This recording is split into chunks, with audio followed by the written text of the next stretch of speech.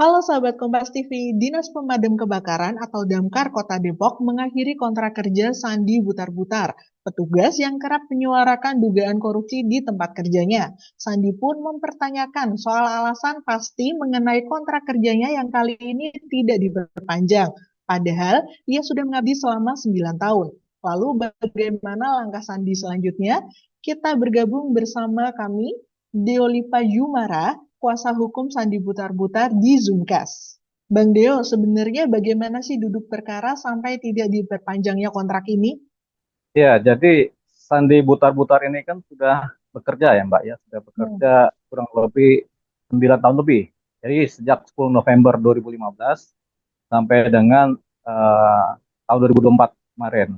Nah, dalam posisi pekerjaan ini kan memang ada satu posisi dari pemerintah negara kita ya, di mana semua tenaga honorer itu akan dikonversi menjadi tenaga PPPK ya, pegawai pemerintah dengan perjanjian kerja gitu. Jadi posisi itu ngarah ke sana. Jadi semua pegawai honorer. Nah, di Damkar Kota Depok ini ada sekitar 140-an lebih lah pegawai honorer ya kan, termasuk Sandi gitu. Nah, dari 140 sekian honorer ini kemudian ketika kemarin tanggal 31 Desember tadi mendapatkan surat bahwasanya dia tidak eh, di di apa dia tidak gabung lagi dengan Damkar, artinya dia diberhentikan atau dipecat dari Damkar Kota Depok ya.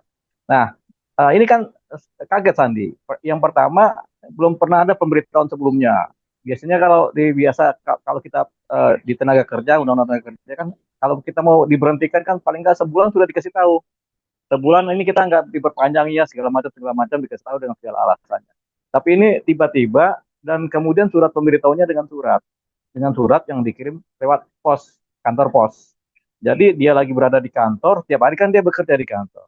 Nah, surat pemberitahunya sampainya ke ke rumahnya lewat kantor pos, ya lewat pos ya. Nah ini kan kagetan ini. Nah dari sekitar 140 lebih honorer yang diberhentikan cuma 3 orang, Sandi dan 2 yang lainnya. Nah yang 2 lainnya itu sudah memang sudah nggak jarang masuk karena mereka sudah ada kerja tempat lain kan. Yang 2 orang ini memang jarang masuk dan kondisinya udah buruk sekali. Nah kalau Sandi ini dia itu setiap hari masuk bekerja, bahkan lagi sakit pun dia masuk bekerja. Jadi dia jarang atau malah kalau menurut keterangannya jarang dia tidak masuk kerja. Jadi dia masuk kerja terus gitu dan disiplin dan dia selalu mengikuti SOP. Persoalannya kenapa kemudian dari 140 sekian tenaga honorer yang masuk menjadi tenaga diambil oleh Damkar itu 140 orang. Yang 3 itu enggak, tapi 2 karena memang kondit, tapi yang Sandi ini konditnya bagus, tapi dia diberhentikan. Ini satu persoalan sendiri. Jadi memang ada satu kejanggalan yang dilakukan oleh Damkar Kota Depok dari pemimpinnya terhadap seorang Sandi. Nah, kenapa mereka kemudian tampaknya uh, kemudian menyingkirkan Sandi ini bahasanya kan? Nah, karena kita kembali ke kronologis karena Sandi ini kan selalu membongkar beberapa persoalan korupsi yang ada di Damkar Kota Depok. Dulu itu pernah dia bongkar satu persoalan korupsi di Damkar dan pelakunya sudah terpidana, sudah dipidana. Nah, kemudian kemarin dia bongkar lagi tentang korupsi di Damkar Kota Depok dan memang sedang diproses di Kejaksaan Negeri Kota Depok ya sampai sekarang. Nah, rasanya karena faktor itulah kemudian Sandi ini kemudian karena dianggap selalu membongkar-bongkar internal Damkar, dia diberhentikan. Nah, kita bertanya eh, seberapa sih posisi Sandi ini sampai kemudian dia diberhentikan? Apa sih yang dia buat salahnya? Karena secara disiplin dia disiplin, secara unit kerja dia 10 tahun sudah bekerja nih dengan baik, ya kan tanpa cacat celah, tanpa ada peringatan-peringatan, tanpa ada surat peringatan ya. Jadi apa persoalannya sampai dia diberhentikan? Itulah yang kemudian kita pertanyakan kepada Damkar dan mereka nggak bisa menjawab. Mereka hanya bilang bahwasanya ini apa sesuai dengan rapat internal dan sesuai dengan kriteria internal dari Damkar. Jadi kita nggak tahu apa yang menjadi kriteria, parameter, indikator seorang Sandi kemudian diberhentikan. Sementara yang lain, 140 orang lainnya tetap lanjut sebagai tenaga pegawai pemerintahan. Ini berkaitan besar dengan keputusan kontrak itu tuh karena sering mengkritik gitu ya di. Ya, bukan bukan cuma mengkritik, tapi dia membongkar korupsi-korupsi yang ada di Damkar Kota Depok. Dan Hmm, kan sudah ada sudah masuk penyelidikan juga ya tentang korupsi hmm, Damkar Kota Depok ini. Jadi persoalannya adalah di situ. Nah, dari persoalan itu timbullah kebencian-kebencian dari pimpinannya. Tampaknya kesannya begitu sehingga mereka mungkin ya daripada Sandi bikin kacau di kantor, kita berhentikan aja lah. Tapi ini menjadi tidak relevan, menjadi tidak masuk akal. Gitu. Seorang yang sudah kemudian berjasa buat negara, kemudian berjasa juga buat warga kota, diberhentikan begitu saja. Nah, Sandi ini kan pegawai damkar, dia hampir setiap ada kebakaran dia ikut menangani kebakaran, bahkan dia mempertaruhkan nyawanya untuk kepentingan orang banyak, kepentingan harta benda masyarakat kota Depok, kepentingan nyawa juga dari masyarakat kota Depok. hmm. Nah, sebelumnya ini Bang Sandi ini juga sempat melaporkan dugaan korupsi. Apakah ini juga satu rangkaian yang berkesinambungan gitu, Bang? Ya tentunya karena korupsinya juga jalan terus, ya tentunya menjadi satu rangkaian berkesinambungan. Jadi sudah ada dua laporan dugaan korupsi Damkar Kota Depok yang disampaikan oleh Sandi. Satu yang terdahulu sudah kemudian tersangkanya menjadi terpidana, sudah diputus bersalah. Hmm. Satu lagi sedang berproses. Oh, itu kalau boleh tahu korupsinya itu yang pertama yang sudah jadi terpidana apa dan yang diproses itu apa, Bang? Ya, jadi sama-sama mengenai peralatan. Peralatan-peralatan damkar ini kemudian tidak dianggarkan atau dibeli sebagaimana mestinya. Jadi bahasanya uangnya ditilep gitu. Peralatannya ada dianggarkan tapi nggak dibeli, tapi uangnya ditilep. Nah itu yang pertama begitu kasusnya, sehingga terjadilah proses hukum kan. Nah yang kedua juga begitu, sama juga. Tapi beda tahun anggarannya. Kalau yang pertama tahun Oh, anggaran lebih muda, kalau yang sekarang yang lebih mutakhir, tahun anggaran mutakhir. Jadi itulah persoalan yang Sandi kerjakan secara ini ya, membongkar secara internal ya. Di sisi lain, hmm. Sandi bekerja sebagai tenaga damkar juga dalam kondisi yang maksimal. Jadi tidak ada dia membuat satu kesalahan-kesalahan. Nah, Bang, terus habis itu sebelumnya kan pihak Damkar juga katanya sempat mengatakan bahwa Bang Sandi itu tidak datang dalam 2 kali pemanggilan resmi terkait kontrak kerja. Apakah benar nggak, Bang? Tidak benar. Jadi mereka memanggil Sandi itu tanggal 31 Desember. Ada surat panggilan tanggal 31 Desember dan dipanggil lagi tanggal Januari kemarin. Januari ini tanggal tanggal 2 Januari. Jadi 2 kali pemanggilan itu kan sementara diputusnya tanggal 31, suruh menghadap tanggal 31. Itu kan sama aja posisinya Sandi di fait accompli. Tapi Sandi sendiri kan nggak tahu kalau dia dipanggil karena dia di kantor, mereka juga cara manggilnya juga nggak tahu begitu. Nah, yang benar adalah terhadap pemanggilan-pemanggilan pemutusan kontrak itu paling tidak 1 bulan sebelumnya sudah diberitahu atau 2 bulan 3 bulan sebelumnya udah kasih tahu. Yang benar begitu. Nah ini mereka tiba-tiba sudah putus baru mereka kasih tahu. Itu pun bahasa mereka memanggil juga nggak ketemu, nggak ada Sandi itu mendapatkan panggilan seperti itu. Dan 2 kali itu kan setelah diputus kontrak baru dipanggil gitu. Jadi udah nggak masuk akal gitu. Nah ini yang kemudian nanti akan kita permasalahkan. Oh gitu. Terus habis gitu kemarin juga waktu wawancara sebelumnya juga Bang Sandi juga sempat ngomong juga ada pegawai titipan nih. Nah gitu tuh sebenarnya banyak nggak sih Bang di Kota Depok katanya Bang Sandi? Kalau menurut keterangan Sandi ada dan beberapa personil damkar lain memang ada pegawai-pegawai titipan. Selalu ada pegawai titipan itu dari para pihak yang di dalam ya. Entah ponakannya, entah saudaranya dimasukkan secara diam-diam. Itu namanya pegawai titipan yang masuk kemudian tidak melalui mekanisme yang sebiasanya, tapi mungkin pakai jalur khusus itu tentunya ada. Karena Sandi sendiri bicara dan beberapa teman dia juga membicarakan itu.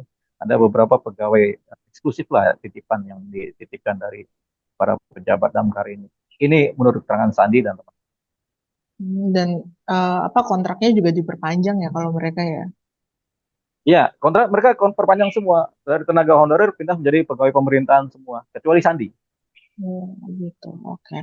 Terus habis gitu Bang, kan juga Bang Sandi Butar-Butar ini sempat viral membuat video dirinya meminta Presiden Prabowo untuk ditangkap karena menerima suap dan apa orang yang dan ada orang yang menerima suap. Apakah ini masuk dalam satu rangkaian kasus dugaan korupsi tadi, korupsi pengadaan uang tadi? Ini Nah, kita tidak ada tahu anak. secara lengkap ya. Kita tidak tahu secara lengkap ceritanya. Karena ini kan baru keterangan tadi. Apakah ini suap menyuap? Kita juga belum tahu. Ataukah ini ada orang cuma memberi saja dengan maksud tujuan lain? Kita nggak tahu. Jadi ini belum bisa dibuktikan suap menyuap. Cuman kan Sandi ini kan kemampuan hukumnya juga terbatas. Jadi dia tidak mengerti apa itu orang memberi, apa itu orang menyuap. Jadi pikirnya suap menyuap saja. Padahal belum tentu suap menyuap. Jadi di posisi ini masih sumir ceritanya. Jadi kalau menurut Sandi, saya disuap, tapi kita juga belum tentu karena suap menyuap ini harus ada orang yang disuap dan tujuannya apa. Dan apakah untuk kepentingan-kepentingan menggolkan suatu proyek atau apa, kita juga nggak tahu. Karena Sandi kan bukan orang yang punya kekuasaan untuk menggolkan proyek, jadi nggak mungkin dia disuap. Mungkin ada orang, nih tolong nih gue titip ini saya titip apa supaya ada agenda khusus begini-begini nih saya kasih mungkin begitu tapi itu apakah masuk kategori suap menyuap apa tidak kita nggak tahu karena Sandi ini kan bukan pejabat atau bukan orang yang dengan pangkat yang tinggi di pemerintahan sehingga dia bisa disuap untuk melakukan sesuatu untuk kepentingan orang lain kan karena pangkatnya juga kan pangkat yang berada honorer mana bisa mengambil keputusan gitu jadi ini mungkin hanya pikiran Sandi saja begitu. Oh, gitu. Terus habis gitu tindak lanjut dari Bang Sandi Butar-Butar sendiri apa nih? Nah, jadi ketika dia diberhentikan tentu kan kami tidak tinggal diam. Cuman Sandi ini kan sekarang lagi mengalami posisi yang secara psikis terdepresi ya, artinya mengalami stres ya. Jadi kita minta dia paling nggak 1 minggu ini tenang dulu. Kemudian kami di kuasa hukum akan melakukan langkah-langkah hukum. Jadi kami melakukan langkah ini nggak sekedar langkah hukum saja, tapi langkah politik karena ini sudah menyeret posisi-posisi bagaimana tata dan pola kerja di pemerintahan. Kalau langkah hukum saja kan gugat menggugat atau kita ribut kan, tapi kalau langkah politik ini kan kita akhirnya yang kita nilai bukan sandinya, tapi bagaimana para pejabat dalam damkar ini melakukan atau mengambil keputusan yang kemudian merugikan orang lain dengan cara-cara yang salah, dengan cara-cara yang tidak benar atau bahkan cara-cara yang tidak standar gitu. Bahkan kita akan minta mereka diganti. Kalau ada wali kota baru nanti kebetulan Pak Sofian Surip nanti menjadi wali kota, kita akan minta beliau atau siapapun yang menjabat yang ini harus mengganti kualitas atau kualifikasi pejabat-pejabat yang seperti di Damgar ini karena mereka melakukan tindakan yang konyol kalau menurut kami gitu. Jadi ada langkah-langkah politik baik ke DPR maupun ke pemerintahan nanti yang ke depan. Dalam jangka waktu berapa lama nih Bang, kira-kira? Kalau DPR kan ini ada masa reses ya, ada masa reses. Jadi DPR RI ini baru tanggal 21 mereka open. Jadi kita akan siapkan surat audiensi ke DPR RI. Kita akan ajukan permohonan untuk audiensi mengenai pola-pola tindakan yang dilakukan oleh Damkar dalam peraturan pegawai kan gitu. Termasuk sentimen-sentimen yang mereka lakukan, kebencian-kebencian yang diduga mereka lakukan. Ini kita akan sampaikan di DPR RI tentu dengan data yang lengkap, termasuk korupsi-korupsinya juga. Oh, gitu. Nah, sementara itu kalau langkah hukumnya seperti apa Bang Dio? Kalau langkah hukum kalau dia kan tenaga honorer ya, kemudian dia diberhentikan, tentunya apakah dia diberhentikan dalam posisi yang benar-benar dia diberhentikan sesuai dengan kualifikasi atau ada hal lain? Nah, kita bisa melakukan gugatan perbuatan melawan hukum oleh pejabat damkar. Jadi bukan gugatan ketenaga kerjaan lagi bukan, tapi kita melakukan gugatan perbuatan melawan hukum. Tapi sebelum sampai ke sana, gugatan perbuatan melawan hukum ini kita melakukan langkah-langkah politik hukum namanya. Langkah-langkah politis di mana yang kita minta adalah pengambil kebijakan yang tertinggi itu melakukan langkah-langkah strategis untuk kepentingan penyelamatan tata kerja di Damkar Kota Depok. Jadi bisa berjenjang, bisa dari DPR RI, kemudian bisa dari pemerintah Kota Depok, wali Kota Depok, bahkan dari gubernur Jawa Barat nanti. Nah, yang jadi persoalan semuanya ini kan baru akan menjabat secara resmi di bulan-bulan depan Hmm. gitu karena pejabat yang sekarang pun kan kita sudah nilai tidak aspiratif lagi karena mereka nggak punya kekuatan untuk melakukan tindakan lain kan jadi kita menunggu pejabat-pejabat tersebut menjabat baik gubernur Jawa Barat baik wali kota Depok tapi yang sudah menjabat sekarang ini kan para anggota DPR RI khususnya Komisi 13 yang menangani bidang hukum gitu jadi kita ke sana dulu baru berlanjut kepada posisi-posisi dari pejabat pemerintahan setelah semuanya eh, dapat jalan, berarti kita selesai. Tapi kalau masih harus diperjuangkan, kita akan melakukan langkah-langkah hukum dengan cara gugatan perbuatan melawan hukum. Oh, gitu. Berarti ini ada dua ya Bang fokusnya antara mengungkap dugaan korupsi sama mengembalikan pekerjaan Sandi Butar-Butar sendiri. Betul, menempatkan Sandi dalam pekerjaan yang sebagaimana dia saatnya. Mungkin Sandi ini kualifikasi mungkin lebih daripada anggota damkar yang lain. Jadi bisa dia tetap di damkar atau malah bisa kita mohonkan dia bekerja di tempat yang sesuai dengan karakter dia. Sandi ini kan kemudian lebih cocok sebenarnya sebagai pengawas, pengawas terhadap kinerja dari damkar sendiri. Dia pengawas terhadap adanya kebocoran-kebocoran keuangan di damkar sendiri. Bisa dia begitu. Jadi lebih kepada pengawas. Kita bisa mohonkan juga mungkin ke wali kota, siapa tahu jadi staf khusus untuk mengawasi nih para pihak. Mengingat kualifikasi Sandi ini memang sudah terbukti dia bisa bekerja di bidang itu.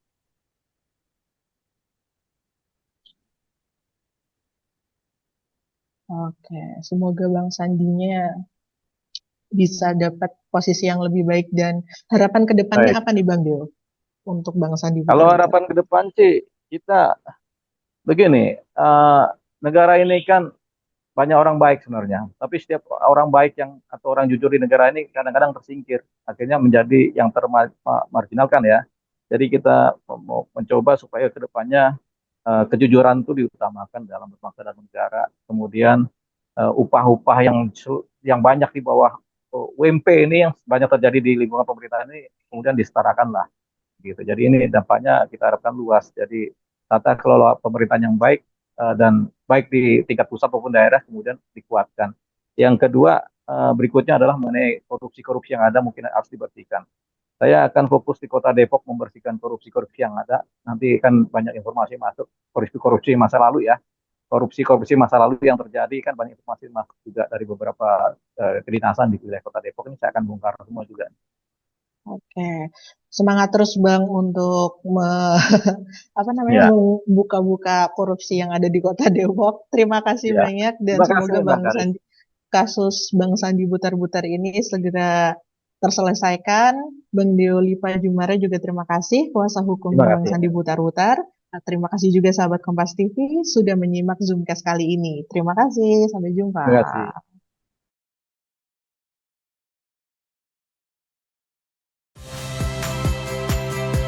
Saya Friska Clarissa. Saksikan program-program Kompas TV melalui siaran digital, pay TV, dan media streaming lainnya. Kompas TV, independen, terpercaya.